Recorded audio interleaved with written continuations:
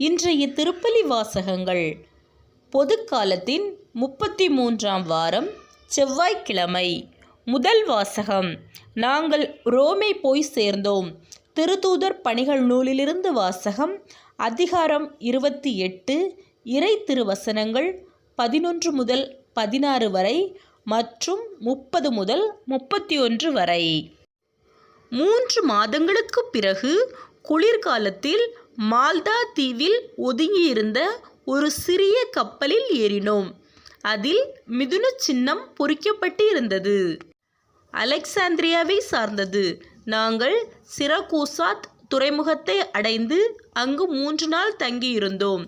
அங்கிருந்து கரையோரமாக சுற்றி வந்து ராகேயு என்னும் இடத்தை அடைந்தோம்.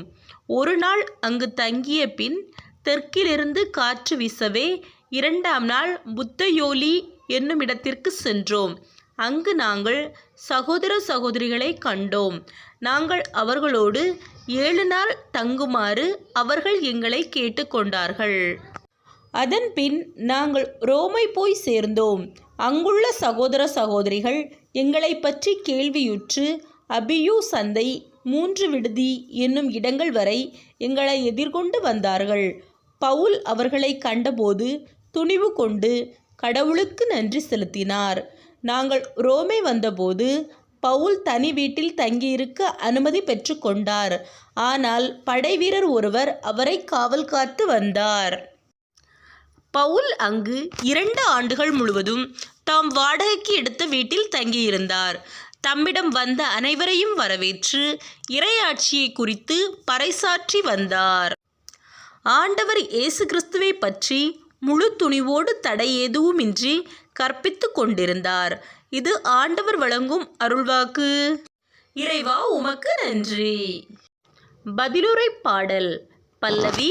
பிற இனத்தார் கண்முன்னே ஆண்டவர் தம் நீதியை வெளிப்படுத்தினார். பிற இனத்தார் கண்முன்னே ஆண்டவர் தம் நீதியை வெளிப்படுத்தினார். பிற இனத்தார் கண்முன்னே ஆண்டவர் தம் நீதியை வெளிப்படுத்தினார். ஆண்டவருக்கு புதியதொரு பாடல் பாடுங்கள், ஏனெனில் அவர் வியத்தகு செயல்கள் புரிந்துள்ளார். அவருடைய வலக்கரமும் புரிதமிகு புயமும் அவருக்கு வெற்றியை அளித்துள்ளன. பல்லவி. பிற இனத்தார் கண்முன்னே ஆண்டவர் தம் நீதியை வெளிப்படுத்தினார். ஆண்டவர் தம் மீட்பை அறிவித்தார். பிற இனத்தார் கண்முன்னே தம் நீதியை வெளிப்படுத்தினார். இஸ்ரேல் வீட்டாருக்கு வாக்களிக்கப்பட்ட தனது பேரன்பையையும் உறுதிமொழியையும் அவர் நினைவு கூர்ந்தார். உலகமெங்கும் உள்ள அனைவரும் நம் கடவுள் அருளிய விடுதலையை கண்டனர். பல்லவி. உலகெங்கும் வாழ்வோரே அனைவரும் ஆண்டவரை ஆர்ப்பரித்து பாடுங்கள், மகிழ்ச்சியுடன் ஆர்ப்பரித்து புகழ்ந்தேற்றுங்கள். பல்லவி. பிற இனத்தார் கண்முன்னே ஆண்டவர் தம் நீதியை வெளிப்படுத்தினார். யாழினை மீட்டு ஆண்டவரை புகழ்ந்தேற்றுங்கள். யாழினை மீட்டு இனிய குரலில் அவரை வாழ்த்தி பாடுங்கள். ஆண்டவராகிய அரசரின் முன்னே எக்காலம் முழங்கி கொம்பினை ஊதி ஆர்ப்பரித்து பாடுங்கள். பல்லவி. பிற இனத்தார் கண்முன்னே ஆண்டவர் தம் நீதியை வெளிப்படுத்தினார். நற்செய்தி வாசகம். நானும் கடல் மீது நடந்து உம்மிடம் வர ஆணையிடும். மத்தேயு எழுதிய தூய நற்செய்தியிலிருந்து வாசகம். அதிகாரம் 14, இறைவசனங்கள் 22 முதல் 23 முடிய. இயேசு 5000 பேருக்கு உணவளித்த பிறகு கூட்டத்தினரை அவ்விடத்திலிருந்து அனுப்பி கொண்டிருந்தார். அப்போது சீடரையும் உடனே படகேறி தமக்கு முன் அக்கரைக்கு செல்லுமாறு அவர் கட்டாயப்படுத்தினார். மக்களை அனுப்பிவிட்டு அவர் தனியே இறைவனிடம் வேண்டுவதற்காக ஒரு மலையின் மேல் ஏறினார்.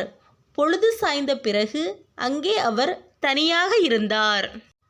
அதற்குள் படகு கரையிலிருந்து நெடுந்தொலை சென்று விட்டது. மேலும் எதிர்காற்று அடித்து கொண்டிருந்ததால் அலைகளால் படகு அக்களிக்கப்பட்டது.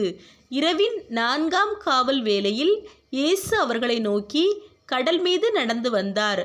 அவர் கடல் மீது நடப்பதை கண்ட சீடர் கலங்கி ஐயோ பேய் என அச்சத்தினால் அலறினார்.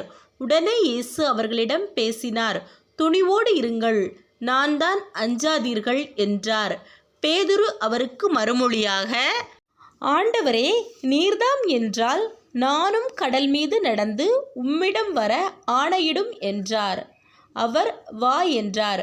பேதுருவும் படகிலிருந்து இறங்கி இயேசுவை நோக்கி கடல் மீது நடந்து சென்றார்.